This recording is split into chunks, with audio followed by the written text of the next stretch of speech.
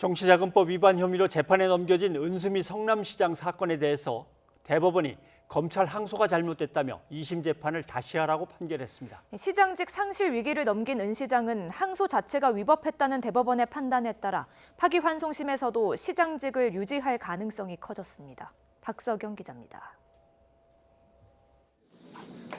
은수미 성남시장은 지난 2016년 6월부터 1년 동안 조직폭력배가 운영하는 업체로부터 90여 차례 차량 편의를 받은 혐의로 재판에 넘겨졌습니다.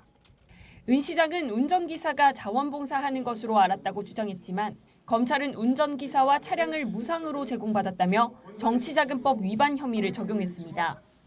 1심은 은 시장 혐의를 유죄로 보면서도 지원을 적극적으로 요구했다고 보긴 어렵다며 벌금 90만 원을 선고했습니다.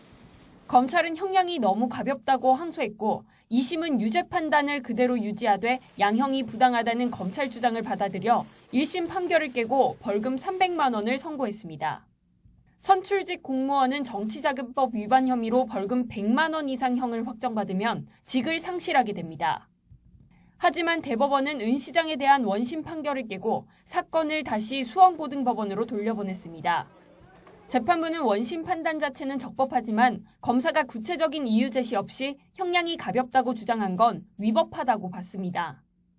이어 이를 근거로 항소심이 1심 유죄 부분 형을 가볍게 보고 더 무거운 형을 선고할 순 없다고 결론 내렸습니다.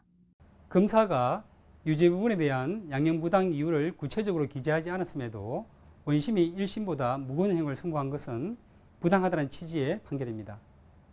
시장직 상실 위기를 넘긴 은 시장은 SNS에 재판부와 걱정하며 지켜봐 주신 분들께 고맙다며 좌고우면하지 않고 시정에 전념하겠다는 입장을 남겼습니다.